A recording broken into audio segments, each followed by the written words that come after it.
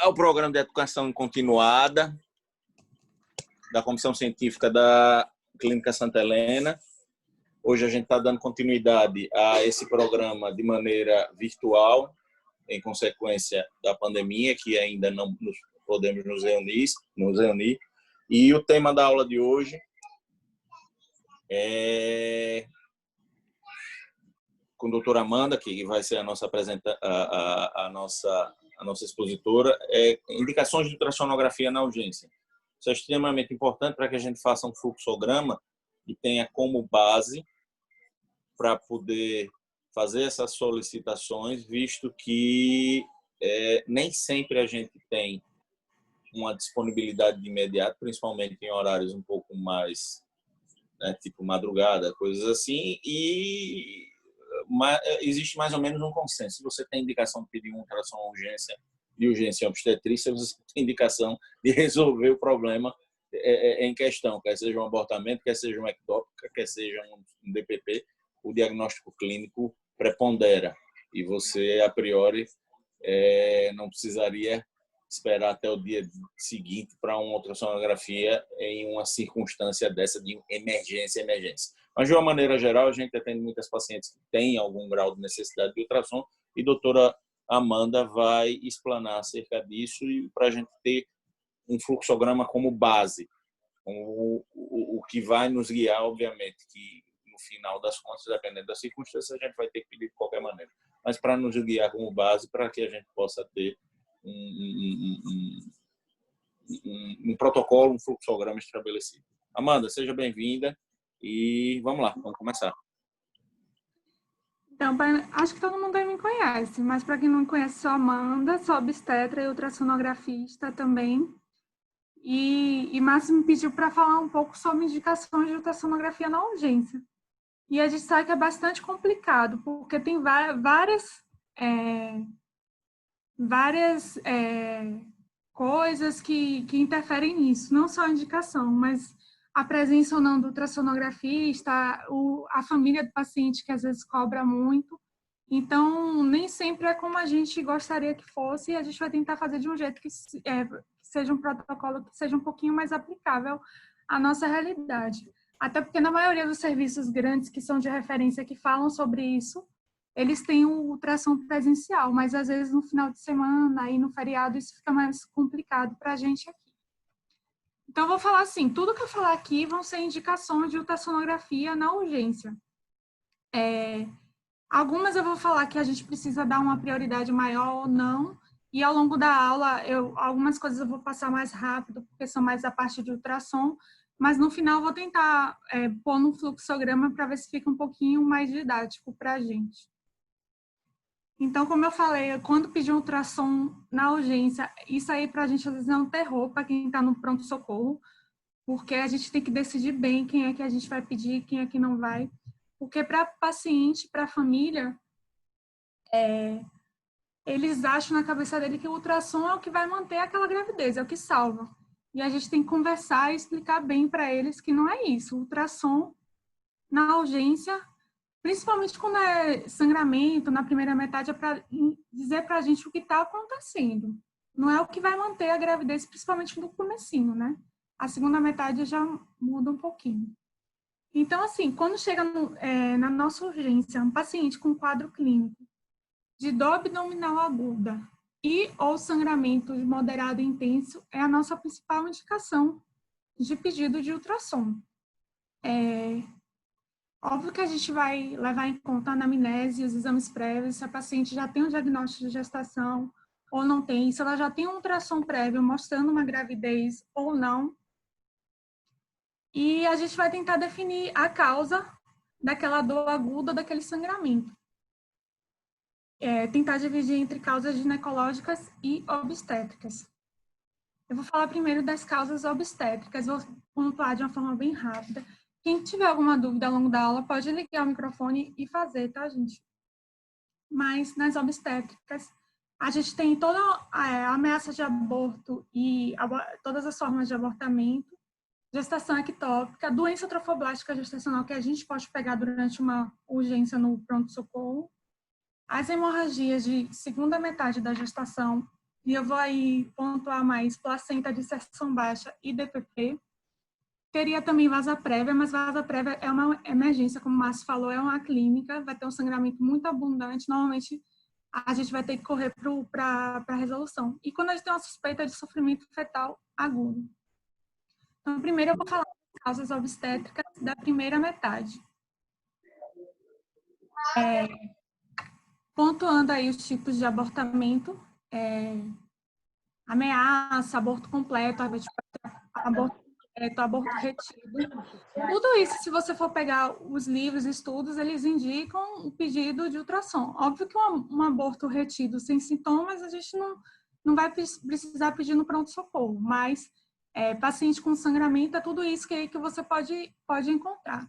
E dentro do aborto retido, está a gestação anembrionada e o óbito embrionário ou fetal, quando é acima de 10 semanas. Além disso, a gestação ectópica ou a doença trofoblástica gestacional. Ameaça de abortamento, a gente tem a vitalidade preservada do embrião ou do feto, né?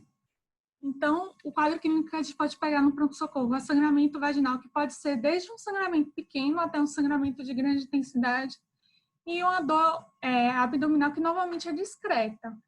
Então, o paciente, quando chega com a dor abdominal discreta e um sangramento, ele tem indicação de fazer ultrassom.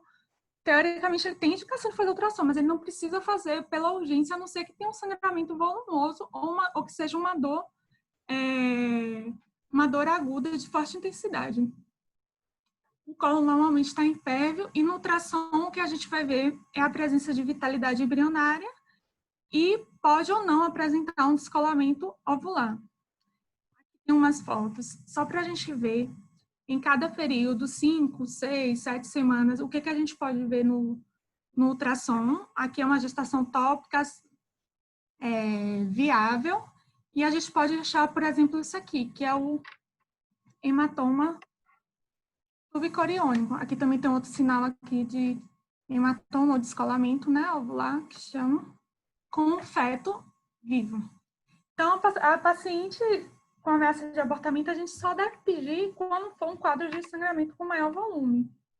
Na urgência, né? Ela tem indicação de um pedido de ultrassom, mas pode ser realizado mais no período da rotina. O aborto completo, que é outra coisa que a gente pode achar quando tem eliminação completa de material embrionário, pode ter sangramento discreto ou ausente, normalmente tem ausência de dor, e o colo tende a estar impérvio, mas às vezes a gente pega isso aqui tão no início, aqui, quando a paciente chega, que às vezes o paciente chega com sangramento aumentado. E no ultrassom, o que os achados vão ser embrião ausente e cavidade uterina com espessura abaixo de 15 milímetros. Nessa foto aqui, não sei se dá para ver bem, a cavidade endometrial bem limpinha. Pode até ter um pouquinho de aumento da circulação aqui do Doppler na parede anterior aqui, onde estava provavelmente o saco gestacional implantado. Mas essa lâmina aqui tem 5 milímetros. Então, assim, é uma coisa que a gente pode achar no pronto-socorro. A paciente pode ter o sangramento vultuoso quando chegar, quando estiver com um aborto em curso, e quando a gente pegar o ultrassom, já está desse jeito, é um aborto completo. Aborto incompleto. Quando tem uma eliminação parcial do material embrionário, o sangramento é um volume variável. Não pode ter de um sangramento menor até um sangramento mais aumentado. A dor pélvica também, de uma intensidade variável, depende da paciente. E o colo pode estar impérvio ou pérvio. No ultrassom, o embrião não vai ser visualizado e a cavidade uterina com uma espessura acima de 15 milímetros, com conteúdo heterogêneo e normalmente vascularizado. Quando a gente pega um conteúdo acima de 15 milímetros com pouca vascularização, normalmente são presença de sangue e coágulos. Isso pode ajudar quando a gente estiver na dúvida quando fazer a curetagem ou não, no pronto-socorro. Pode ter também o hematometro, que é a presença de sangue dentro da cavidade, e o volume uterino um pouco aumentado.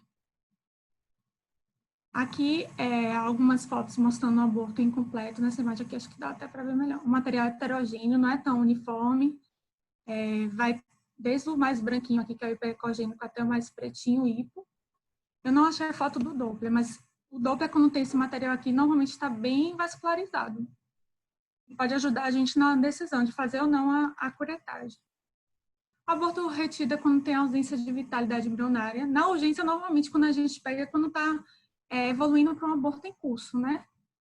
O sangramento normalmente é discreto, ausente, paciente normalmente sem dor e com colo impévio. Isso aqui, normalmente, a gente pode fazer exame na rotina, não tem por que seguir paciente assintomática no pronto-socorro, a não ser que ela tenha aquele quadro de dor abdominal aguda e sangramento. E os achados no ultrassom é embrião ou feto sem vitalidade, sem movimentos, pode ter algumas áreas de degeneração no local de implantação do saco gestacional, e o saco pode ser irregular ou, no começo, regular também.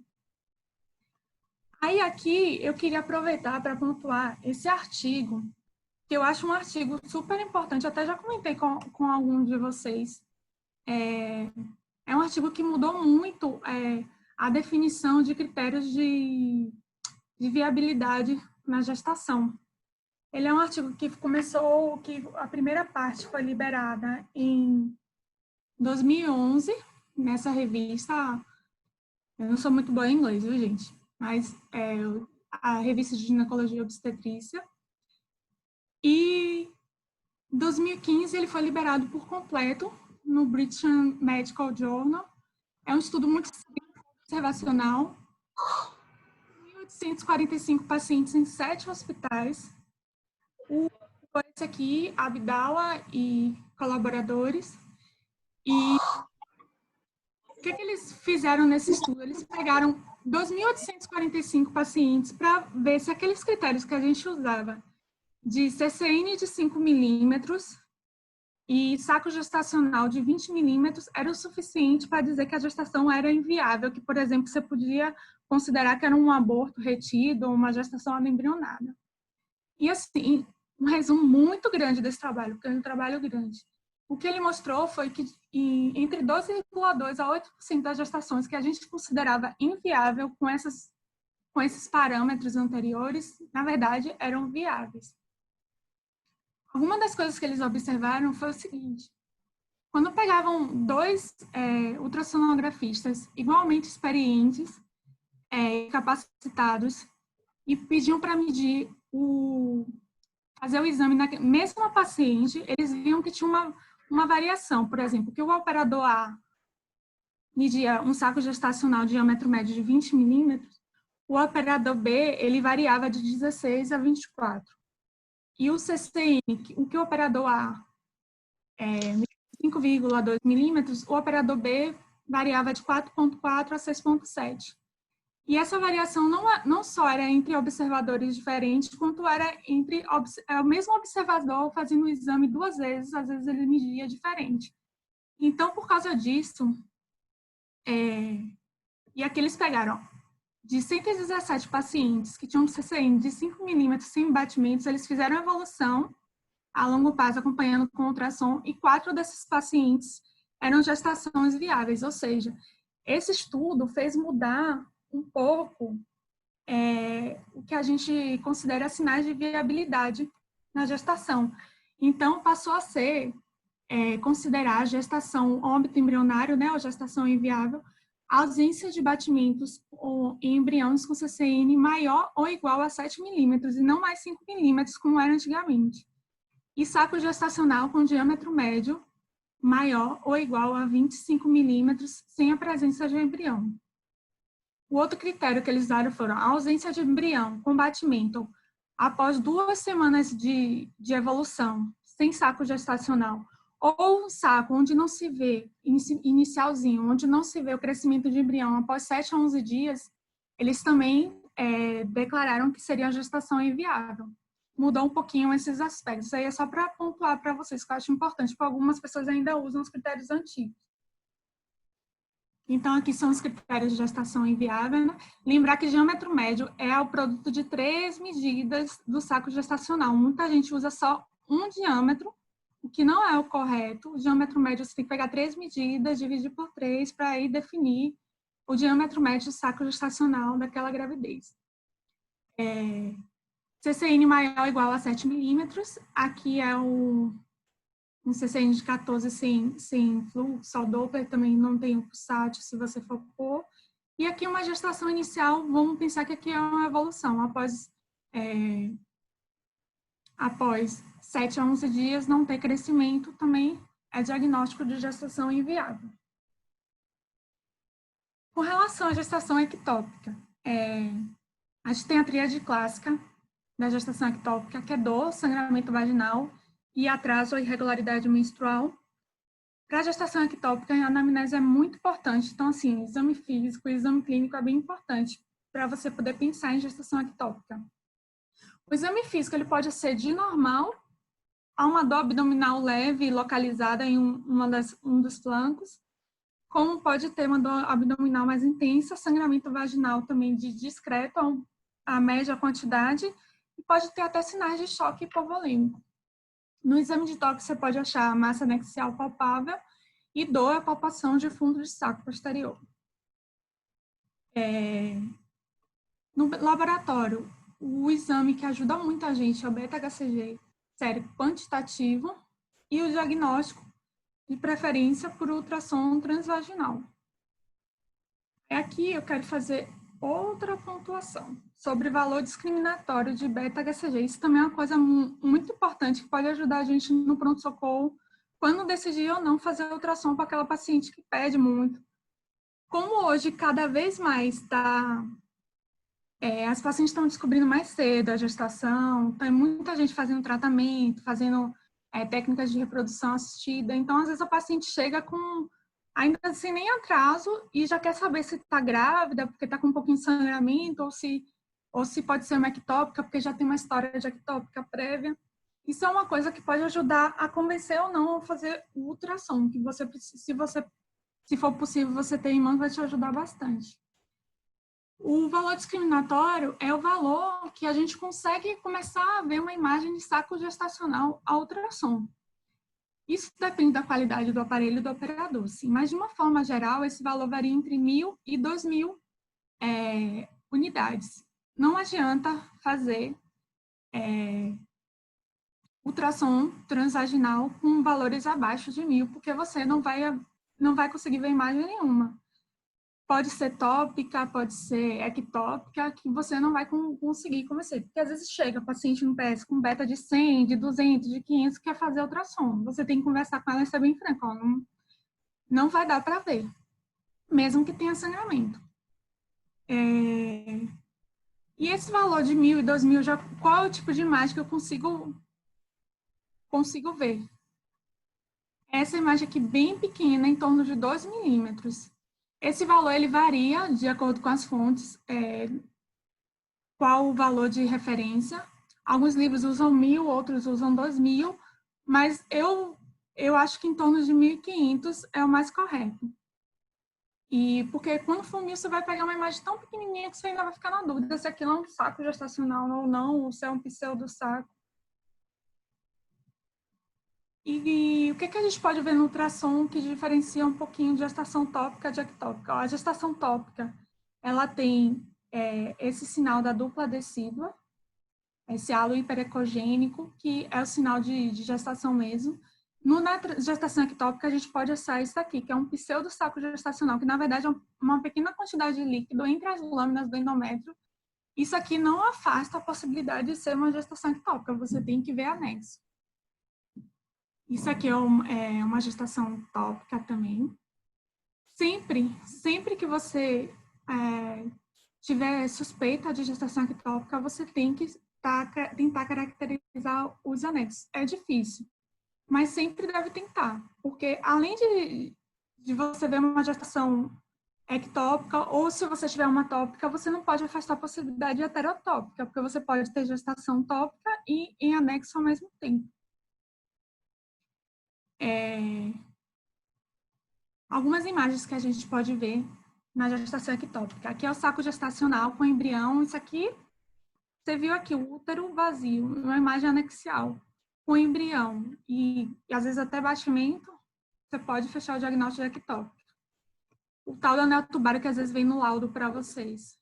Essa imagem que nada mais é do que o saquinho aqui gestacional com a reação trofoblástica gestacional. que às vezes até tem um fluxo ao Doppler aqui circular, o ovário ali preservado. Você pode ter uma massa heterogênea, que você não vê saco, não vê nada, só uma massa heterogênea em região anexial lateral ao ovário e o útero. Líquido na cavidade pélvica, que é uma quantidade moderada de líquido, que já passa o colo uterino, que é o útero, o colo e o corpo uterino. Quando já passa aqui o colo uterino, já é uma quantidade moderada de líquido. Alguns tipos de gestação ectópica, né? Cervical, localizada no colo.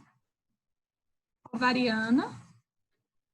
Heterotópica, da gravidez uterina e ovariana ao mesmo tempo, e anexial ao mesmo tempo. E cornual, que é quando aparece na porção tubária intersticial, que é quando está entrando ali no miométrio. Aqui só um exemplo de abdominal, porque já é raro você achar um fetinho do lado de fora do útero. Você imagina que ele deve ter mais do que 15 semanas. Na cicatriz da cesárea, você também pode ter. E a observação que eu quero pôr é justamente isso, sempre lembrar da possibilidade de gestação heterotópica, principalmente em pacientes que fazem reprodução assistida. Sempre tem que avaliar os anexos, sempre. E, óbvio, na presença de instabilidade hemodinâmica, o ultrassom talvez não tenha tanto benefício. A doença trofoblástica gestacional, que é a proliferação anormal dos tecidos trofoblásticos, com seus subtipos, né? Mola completa, parcial, invasora, coreocarcinoma, tumor de sítio placentário. O quadro clínico de sangramento vaginal, o volume uterino não compatível com o tempo de gestação. A gente pode ter a hiperêmese gravídica devido aos altos níveis de beta-HCG, mais comum nos extremos de idades. E o laboratório tem um beta-HCG com valores bem mais elevados do que o habitual para a faixa etária, para o tempo gestacional que a paciente está. O ultrassom transvaginal, a gente vê um conteúdo ecogênico com aspecto vesiculoso.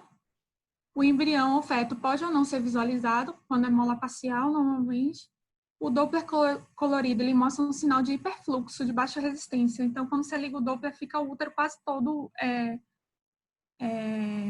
colorido, né?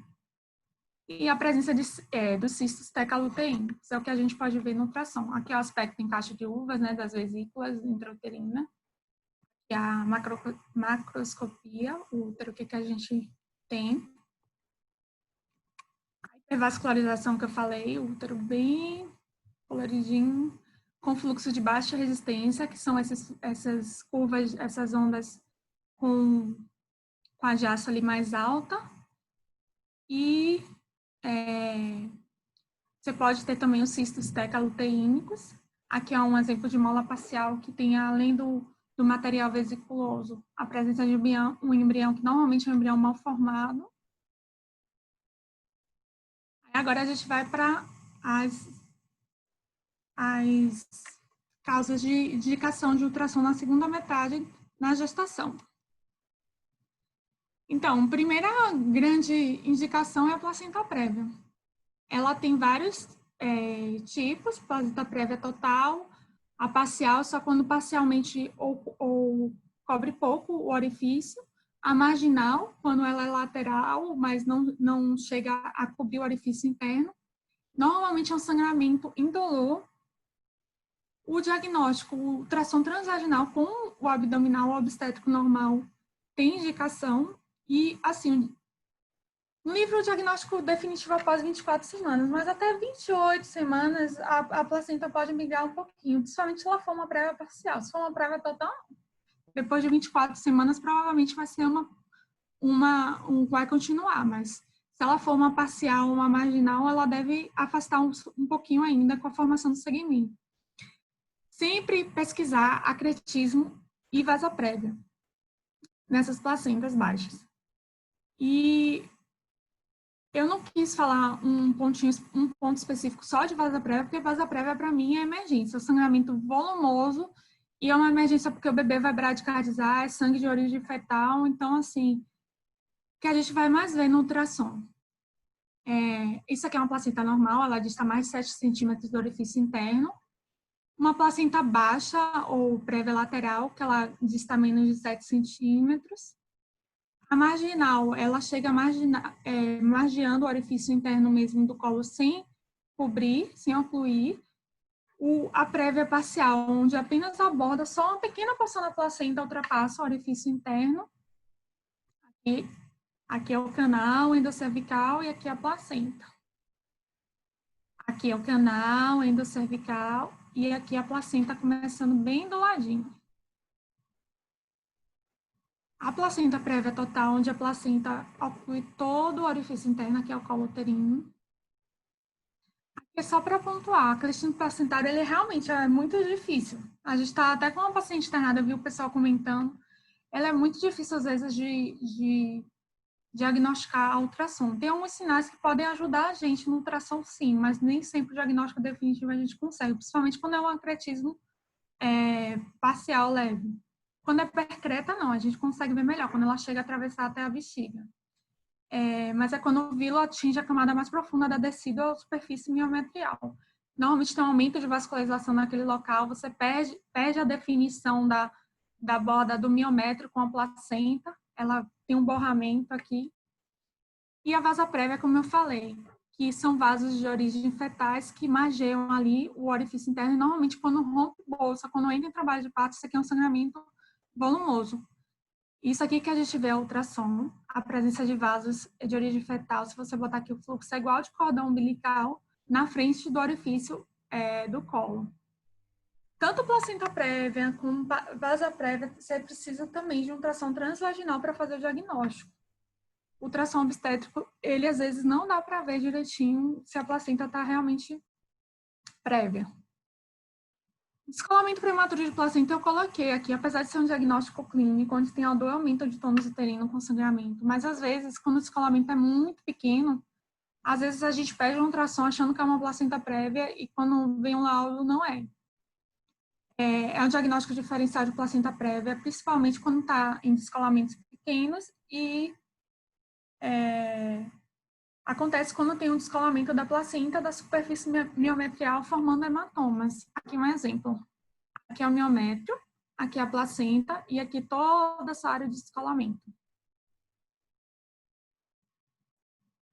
Outra coisa que eu botei aqui também na avaliação de vitalidade fetal na urgência é principalmente quando a gente pega os fetos que a gente já tem conhecimento de que é uma restrição de crescimento uterino, normalmente com alteração de líquido amniótico, com a doença materna descompensada, e a gente precisa fazer um Doppler no pronto-socorro para ver a vitalidade fetal.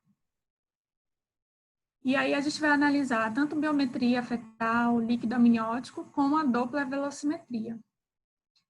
Fazer restrição de crescimento sem Doppler, normalmente não avalia bem-estar fetal. Então, assim, não dá segurança nenhuma para saber se o bebê está bem ou não. Só para pontuar, as artérias uterinas, o que a gente vê? A gente avalia compartimento materno. A gente sabe que a artéria uterina, ela tem importância maior, principalmente para prever o risco de restrição de crescimento intrauterino precoce e o risco de pré-eclâmpsia precoce quando é feito lá no primeiro trimestre. Então, é importante sempre pedir Doppler das artérias uterinas no morfolado primeiro. Ela tem um aumento de resistência vascular, indicando invasão trofoblástica inadequada quando está alterada. E ela é alterada quando o IP médio está acima do percentil 95 para a curva da idade gestacionada do paciente. Não tem um valor absoluto, é uma curva de normalidade. Então, a gente analisa essa curva se está alterada. Aqui são exemplos de uma artéria uterina normal, é uma curva de baixa resistência, com diástole mais alta. E aqui uma alterada com alta resistência. Aqui também já tem até a tal da incisura protodiastólica, que ela sozinha não é critério para diagnosticar pré-eclâmpsia ou não. Ela só prediz ou não se pode ter mais futuramente. A artéria umbilical. Ela avalia o compartimento feto-placentário, se existe uma placentação inadequada, se tem infartos ou se tem tromboses na placenta. E ela também é alterada quando o índice de pulsatilidade está acima do percentil 95. Eu só estou pontuando isso porque muita gente pensa que é só índice de resistência. Hoje em dia, a gente sabe que índice de pulsatilidade é mais correto, porque ele avalia não só diastólica ou sistólica, diastólica, como ele avalia toda a curva da paciente, a velocidade média da onda. E ela está alterada quando está acima do percentil 95, mesmo antes de ter a tal da diástole zero ou a diástole reversa. Então, aqui é a artéria umbilical com a côncava normal. Aqui é uma com acima, provavelmente já está acima do percentil 95, a depender da idade. Também é de acordo com a idade. Cada idade gestacional tem uma curva de normalidade. Aqui é a diástole zero, que já tem uma altíssima resistência. Já vai estar alterada independente da idade que for. E aqui é uma onda com diástole reversa, quando além de não estar com muita resistência, ainda estava retornando o fluxo pelo cordão do bebê. A artéria cerebral média, ela avalia a hipoxemia fetal inicial. E ela, ao contrário das outras, ela está alterada quando o índice de pulsatilidade está abaixo do percentil 5 da curva de normalidade. Ela é ao contrário, quando tem uma vasodilatação. Normalmente ela é uma onda de alta resistência como essa aqui. E quando ela começa a alterar, ela começa a aumentar, a diástole virar uma baixa resistência. Então ela começa a ficar com um aspecto parecido com o da umbilical. O ducto venoso, ele avalia a anóxia tecidual. Ele é um shunt entre veia umbilical e a veia cava inferior, então é por onde vem sangue oxigenado para o bebê. E ele também está alterado quando o IP está acima do percentil 95 da curva de normalidade. Eu só estou pontuando isso porque, assim, nem sempre são valores absolutos. A gente tem que pôr na curva de normalidade. E aqui é uma curva de ducto venoso. Tem esse formatozinho meio de M. Quanto mais aumenta a resistência, mais isso aqui vai baixando até virar uma diástole zero e uma diástolezinha reversa. Deixa eu só baixar aqui. Isso aqui são ideias só para mostrar a normalidade das curvas no bebê normal, artéria umbilical com baixa resistência, artéria cerebral com alta resistência, ducto venoso também com baixa resistência. Aqui já está acima do percentil 95. Começa a centralizar, ou seja, começa a ter uma curva de mais baixa resistência e também começa a aumentar o índice de pulsatilidade do ducto venoso. Começa a baixar aqui a onda. Aí piora cada vez mais, vira diástole zero, aqui também vai aumentando a dilatação e vai caindo também aqui a onda, aumentando o índice de pulsatilidade, até virar uma diástole reversa, com a cerebral cada vez mais dilatada e a onda A pode chegar a ficar reversa. Isso aqui é a evolução normal de quando tem grau de sofrimento fetal. Só para pontuar, também tem as indicações ginecológicas, principalmente ruptura de cistos, torção de anexo, doença inflamatória pélvica, alguns outros exemplos, complicações de mioma e complicações pós-operatórias. Quadro clínico, normalmente, dor abdominal aguda, na doença inflamatória pélvica, dor ao toque vaginal ou durante o coito, pode ter ou não leucorreia com odor fétido, febre e além de sintomas gerais de queda do estado geral. Aqui, o que a gente pode achar no ultrassom? Piométria, quando tem a presença de conteúdo denso e com debris dentro da cavidade uterina. Pode ter uma hiperecogenicidade inespecífica e difusa do endométrio e do miométrio. E pode ter essas coleções em regiões anexiais de conteúdo denso, devido ao conteúdo espesso, né, que está ali nos anexos. A torção anexial pode ser parcial ou completa do pedículo ovariano. Os tumores ovarianos, eles apresentam grande volume, são os que maior têm predisposição a levar uma torção. O achado no ultrassom, ele é bem inespecífico. Essa é a imagem laparoscópica, aqui um anexo torcido e aqui um pedículo normal. E o que a gente pode ver é isso aqui, um aumento de volume do anexo com pouca vascularização, um aumento da ecogenicidade, fica um pouquinho mais branquinho, e nem sempre dá para ver o pedículo torcido com o Doppler. Às vezes dá para ver, às vezes não dá, principalmente dependendo do tamanho da massa. Às vezes a massa fica bem em cima e às vezes é difícil mesmo. A ruptura de cisto pode dar um quadro de dor abdominal aguda e pode ou não ter sinais de choque hipovolêmico. Aqui são alguns exemplos de cistos que podem romper. Aqui são cistos de conteúdo hemorrágico, né? Normalmente corpo lúteo, que tem esse aspecto mais trabeculadinho aqui. Aqui é um outro corpo lúteo, com uma imagem aqui vegetante, mas se você pôr o Doppler, não tem vascularização. Isso aqui provavelmente é um coágulo aderido à parede interna do cisto. Cistos foliculares também de grandes dimensões. Aqui são corpo lúteos, que estão com essas paredes mais espessadas, essa vascularização periférica. E tem esse fluxo também de baixa resistência. Cistos tecaluteínicos também apresentam grande volume. E o endometriomas também grandes. Em relação às complicações do mioma, que a gente pode pegar na urgência. Os miomas com degeneração, né? Por exemplo, na necrose asséptica, que pode dar dor e febre, normalmente por trombose ou isquemia do mioma. Normalmente são os miomas pediculados que têm alguma torção, pode dar bastante dor, pode dar até febre.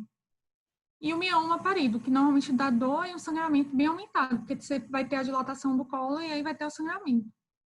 E normalmente é um mioma mucoso, né? Submucoso, total, que vai crescendo e vai saindo até dilatar o colo e aparecer aqui no canal vaginal. Aqui são alguns exemplos de mioma com degeneração. É um mioma, mas com uma área de conteúdo mais líquido no seu interior. Isso aqui é necrose. E aqui um mioma, na verdade, ainda não está parede, ele está no colo, em processo de parturição. Outras coisas que podem fazer a gente pedir ultrassom na urgência é dor aguda após algum procedimento cirúrgico, pós-curetagem, qualquer cirurgia uterina. E aí a gente tem alguns achados, às vezes, inespecíficos de infiltração no miométrio. Aqui, um DIU infiltrando o miométrio. A gente pode ter aumento da ecogenicidade do miométrio. Abscesso também é uma das causas da gente pedir ultrassom. Outra coisa que a gente pode achar de um jeito, só que é mais raro, pacientes jovens com história de amenorreia e com dor pélvica intensa. E pode ou não ter tido procedimento no colo uterino, pode apresentar isso aqui. Isso aqui é um útero distendido por sangue e com um hematométrio, e se você for olhar a vagina também está distendida. Isso aqui é um ímã perfurado em paciente jovem. Então, assim, outras causas também que podem ter diagnóstico diferencial, que a gente tem que sempre lembrar, se afastou todas as nossas causas, a gente tem que pesquisar.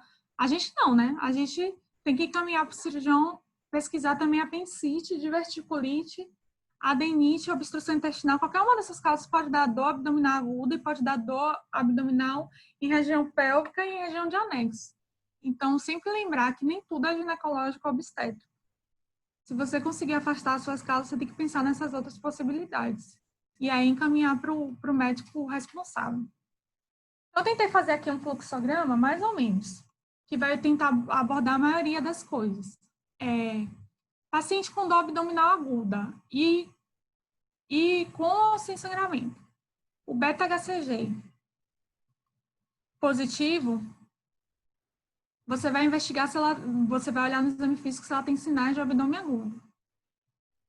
Se ela tem sinais de abdômen agudo, você vai suspeitar de gestação ectópica. Aí você vai avaliar a instabilidade hemodinâmica. Se ela tem instabilidade hemodinâmica, você vai avaliar a conduta cirúrgica.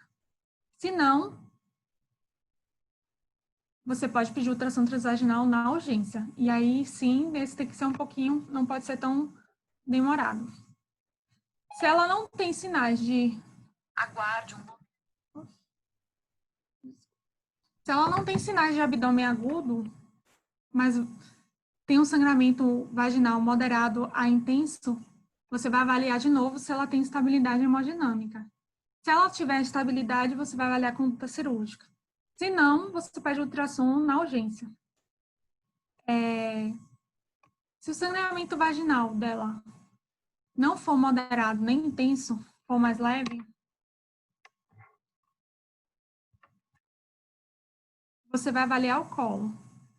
Se o colo dela estiver pérvio, você vai pedir ultrassom transvaginal na urgência. Se o colo dela estiver impérvio, você vai considerar a ultrassom transvaginal na rotina. Agora, se o beta-HCG for negativo, eu avaliaria de novo os sinais de abdômen agudo. Se ela tem instabilidade, se ela tem sinal de abdômen agudo, e aí você vai avaliar a estabilidade hemodinâmica. Se sim, considerar conduta cirúrgica. Se não, ultrassom transvaginal na urgência.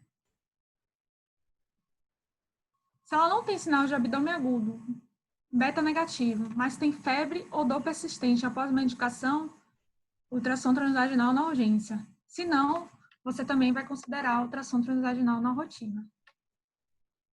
Certo? Aqui. Agora eu vou ter outro aqui para gestante com sangramento na segunda metade. Ela tem sangramento. Tem dor abdominal? Sim. Avaliar o tônus uterino. Tônus uterino é aumentado? Sim. Suspeita de DPP, conduta cirúrgica. Diagnóstico é clínico. Ela não tem tônus uterino aumentado. Considerar trabalho de parto prematuro ou placenta prévia, solicitar ultrassom obstétrico mais ultrassom transvaginal para avaliar a placenta. Paciente com sangramento. Sem dor abdominal, você vai avaliar o sangramento se é moderado ou intenso. Se ele é moderado ou intenso, avaliar instabilidade hemodinâmica. Se tiver instável, considerar conduta cirúrgica. Se não, solicitar ultrassom obstétrico mais ultrassom transvaginal. E se o sangramento é moderado, ou se o sangramento não for nem moderado ou intenso, for de leve quantidade, você vai solicitar ultrassom obstétrico mais ultrassom transvaginal, que teoricamente também seria na urgência. Mas aí você vai avaliar caso a caso, de acordo com o quadro clínico, de acordo com a quantidade, com o volume de sangramento. E aqui só uma coisa que a gente vê muito no nosso dia a dia, os pacientes que estão internados.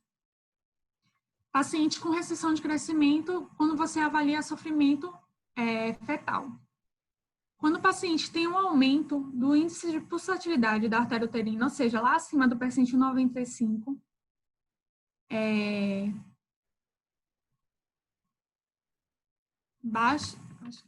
aqui embaixo tem baixa relação cérebro-placentária, que é aquela relação que a gente faz de centralização ou não, sem outras alterações, a gente faz o manejo de Doppler e perfil biofísico 2 vezes por semana, quando o paciente tem menos de 38 semanas.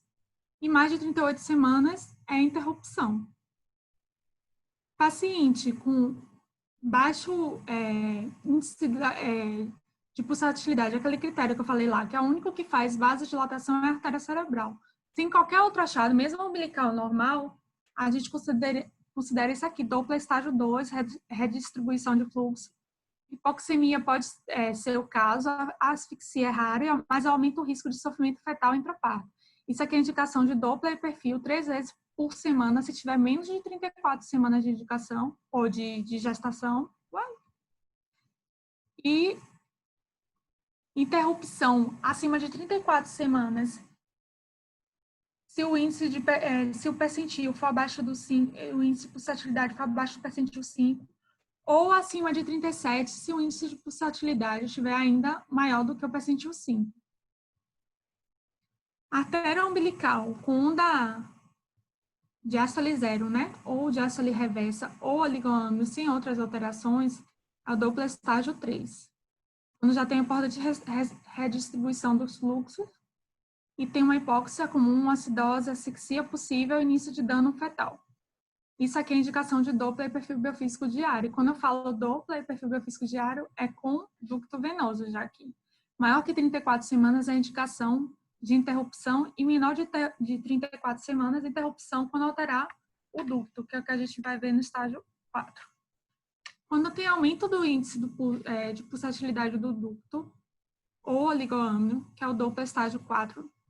Dano fetal já é sabido. Você vai individualizar caso a caso. Tem que fazer perfil e Doppler diário. Maior que 32 semanas é indicação de interrupção. E menor ou igual é interrupção se o Doppler no estágio 5. Se você ainda for ainda um prematuro muito extremo, você pode ainda conduzir com o Doppler do ducto venoso. Mas teria que ser um ducto venoso diário.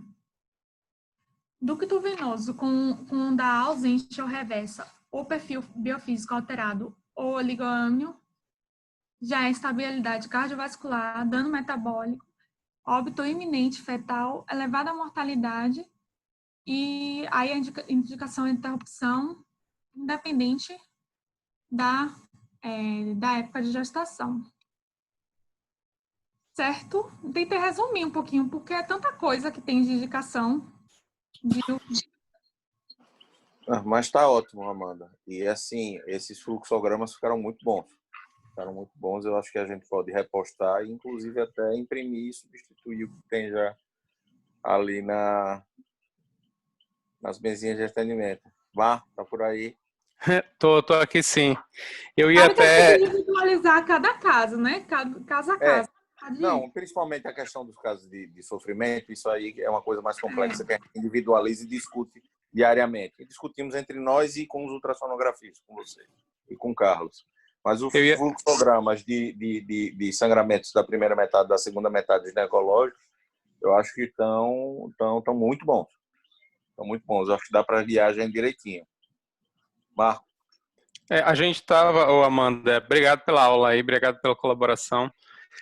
A gente estava em processo, inclusive, de revisão daquele fluxograma de atendimento do pronto atendimento lá, de ultrassom, e aí foi quando veio essa ideia, né, da gente fazer uma aula para tentar pensar em algo que pudesse ser acrescido, né, que a gente pudesse estar sempre melhorando.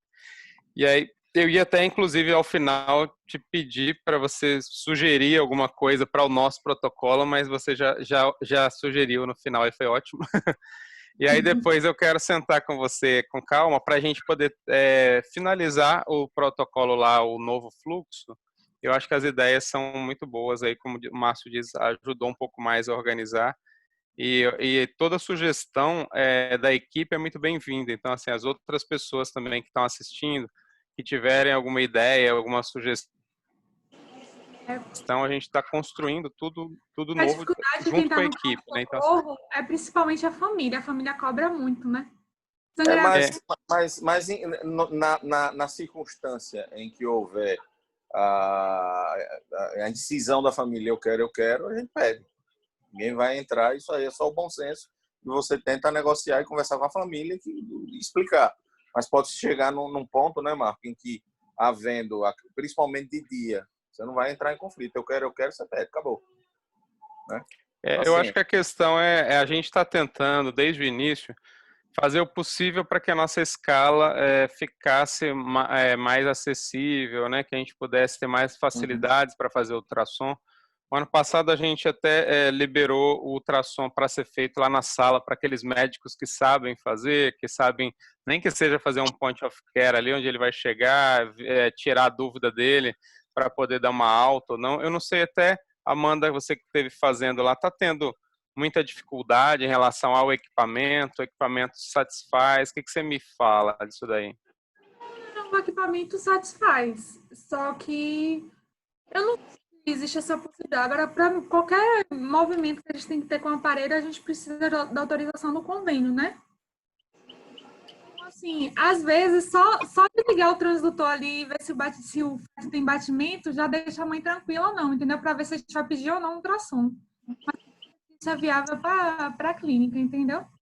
Principalmente na gestação, que está naquele termo de 15 semanas, 14, que às vezes você não consegue ouvir o batimento, o paciente está com um pouquinho de sangramento, aí você tem que pedir ultrassom para dizer se está um feto vivo ou não. Mas, assim, outros casos, às vezes, quando eu acho que é uma urgência mesmo, que o médico de ultrassom vai demorar, às vezes eu faço. Mas quando eu acho que dá para esperar o médico de plantão, eu peço para guardar o ultrassom de plantão. Eu não sei como que foi apresentado para vocês, mas lá a gente tinha autorizado a usar o aparelho, vocês iam receber um valor, né, por estar fazendo o exame caso fosse laudado. Mas se fosse esses casos também de só dar uma olhadinha para te dar uma dúvida, tranquilizar a família, não é proibido, tá? Então, talvez o que está acontecendo é uma comunicação inadequada que talvez esteja dificultando. Por isso que eu estou te perguntando se você... Tem essa dúvida aí, porque uma vez eu já pensei em fazer isso, você falou, doutora, tem que fazer o pedido, aí se eu fizer o pedido eu vou ter que laudar. Para mim, às vezes dá, mas às vezes na correria do plantão, nem sempre consigo fazer assim, entendeu? Aí eu tenho que pedir ultrassom para poder ver e aí esperar. Não, é bom você ter levantado isso daí, porque às vezes a gente decide as coisas e lá na ponta às vezes não chega. Eu vou, na hora de rever esse protocolo, eu já vou deixar isso bem claro, todos esses pontos, né, do que pode, como é que funciona, como é que é repasse, essas coisas, para facilitar um pouco a comunicação, que aí quando fica escrito, tira a dúvida, né, das pessoas e ajuda um pouco aí. Em relação à escala, só para dar um retorno para vocês, a gente sempre tem tentado fazer alguma coisa que melhorasse, que tivesse alguém no período noturno, ou que a gente tem procurado agora com o pessoal que faz já ultrassom nos ambulatórios, se eles poderiam dar um apoio naqueles horários, às vezes o início da manhã, encaixar pacientes para a gente, até porque às vezes até esperar o final da manhã para ser feito na rotina, o paciente já esperou a noite inteira, então gera um pouco de ansiedade nos pacientes, gera muitas queixas. A gente está tentando melhorar isso daí, estamos ainda em negociação com os obstetras que fazem ultrassom lá na clínica, para a gente ver se a gente consegue amenizar um pouco essa angústia aí dos pacientes, entendeu? Mas é muito difícil, realmente o valor que se paga pelo ultrassom, nem de longe fecha as contas, a gente tem um custo muito elevado aí que fica por conta da clínica para manter uma escala, mas já é algo que é esperado, né? Já é algo que a gente já faz mesmo, né? A gente não está conseguindo ainda conseguir manter alguém lá fixo, parado lá só para fazer ultrassom, porque o volume nem é tão alto. Além de ter a questão de que às vezes tem procedimento que os convênios não autorizam se não tiver com ultrassom feito. Já teve o caso de eu entrar com uma cureta como urgência, porque eu não dava tempo de esperar o médico de plantão. Ainda não tinha um aparelho lá em sala. Sim. E o convênio não queria pagar a curetagem. O que é muito complicado, porque curetagem, abortamento em curso, abortamento em Era abortamento em curso, estava sangrando assim. É eminentemente clínico, você não precisa de ultrassom para dar diagnóstico, né? Aquilo que eu falei, você precisa realizar o procedimento, você não precisa de ultrassom para dar diagnóstico. Colo aberto com restos em canal cervical. Isso desde que o mundo é mundo é abortamento em curso, né? Ou incompleto. Não precisa de ultrassom para dar diagnóstico. Mas acontece isso, já aconteceu comigo. O convênio não autoriza porque não tem ultrassom. E, né, a despeito do diagnóstico clínico extremamente claro. Complicado. Esses casos, né, se o paciente corre qualquer risco ou que alguma coisa que precisa, a gente tem que fazer o que tem para fazer e depois a gente define isso judicialmente, né? A gente vai estar do lado de vocês, mas realmente a gente tem muita dificuldade em relação a algumas situações com convênio aí. Beleza, alguém mais quer falar alguma coisa? Gustavo? Renato? Roberta? Uma outra dúvida aqui, Amanda, é em relação assim, existe algum curso, alguma equipe, o ano passado, por exemplo, a gente trouxe para cá um curso de final de semana de ecofetal para as pessoas que não têm nem noção do que de fazer um estilo que a gente faz em UTI Point of Care, né? Onde você vai direto no ponto e não precisa de ser aquela coisa extremamente detalhada, onde você tira mais dúvida, né? Tem feto, não tem feto, tem sangramento, não tem. Existe algum tipo de curso desse tipo que a gente pudesse tentar entrar em contato para trazer para cá para um final de semana, alguma coisa assim? Que eu saiba agora de cabeça assim, específico assim para urgência, não sei se tem, mas não é difícil de montar não, viu? Tem pessoal, dado algumas pessoas para fazer, mas assim, você acha que a gente conseguiria montar com a equipe daqui mesmo, com a equipe assim, inclusive te convidando já para participar junto? Não, por mim tudo bem, agora precisa ter mais gente. Não tem dúvida, não tem dúvida. É um processo a longo prazo para a gente organizar. Não é possível, não, mas até acho legal essa ideia. A ideia seria algo bem direcionado, né, para urgência, porque eu percebo que os cursos em São Paulo são todos assim, ginecologia e obstetrícia, ou Não tem é, esse curso de urgência básico de... obstétrica específica. Porque ultrassom, geralmente são cursos mais longos, porque você vai dar laudo, né? Se você faz, você vai dar laudo. Se você vai dar laudo, você tem que ser habilitado. Então, isso demanda mais tempo. São cursos geralmente bem mais longos. Não é tipo como, né? Uma coisa dessa você já consegue fazer. O que ele está falando é só para, tipo, como mexer no aparelho, como ligar, como o que ver, o que procurar dar. Mas não seria para ninguém local. Mas aí o que eu vejo a questão, Marco, e aí? E a paciente depois vai se basear naquilo que eu falei a ela, entendeu? Se eu não Não, laudei. hoje, eu não sei como que é na obstetrícia, mas na UTI, por exemplo, eu faço ultrassom point of care, que é o nome que se dá, né? A neonatologia também existe esses cursos, onde qualquer neonatologista faz ultrassom e o laudo é um laudo bem básico chamado point of care. Tem bebê, não tem bebê. E aí não é um ultrassom, não paga, o convênio não paga. É só mesmo aquela coisa bem simplificada para tranquilizar e tudo. Eu não sei, eu tenho que estudar um pouco sobre isso na obstetrícia. Na obstetrícia, não. É mais complexo, porque é o tipo da coisa. Ela pode questionar o point of care como algo que eu falei como uma verdade e eu não tenho a habilidade de ter feito aquilo de maneira adequada e ser questionado depois. Entendeu? Porque tem coisas que são muito difíceis de dar diagnóstico, mesmo em urgência e ginecologia obstetrícia. Mas essa que é a questão, as coisas difíceis não é para ser laudado.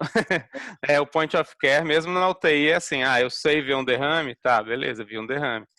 Eu sei ver um coração meio baqueado ali, beleza, mas eu não faço ideia de fração de ejeção, de que não tem detalhamento de nada, é só mesmo para você balizar sua conduta grosseiramente. Aí, por isso que eu falei, eu sou leigo aí na parte da obstetrícia, Eu só também pensei. não desconheço, não tenho conhecimento não desse tipo de... Tá Não, ótimo. mas não. Alguém mais? Marco, próxima semana é o tema, e aí a gente já vai começar a ligar. Próxima semana a gente vai ter uma outra aula no dia 17. De hoje é 8, não é isso? Marco? Dia 18, a próxima aula é para neonatologia, que é uma aula de uma médica lá de São Paulo, que vai falar sobre métodos de administração de surfactante, mas é mais voltado para neonatologia mesmo. Pronto. Então, é só para dar ciência que, como houve alguns atrasos em função de intercorrências esse mês, a doutora Amanda, semana passada, estava com um papo em sala, aí essa aula ficou um pouco mais junto e foi também a oportunidade da palestrante, da expositora. Mas a gente já retomou o calendário normal das aulas mensais de educação continuada. Queria agradecer a todo mundo que participou, principalmente a doutora Amanda. Muito bom. Seu fluxograma top. E depois sentar com o Marco para ele se tornar a referência para a gente no nosso dia a dia, viu? Obrigado, boa noite, agradeço a todos. Marco, obrigado, boa noite, viu? Boa noite. Obrigado. Até mais, boa noite, pessoal. Obrigado, Amanda.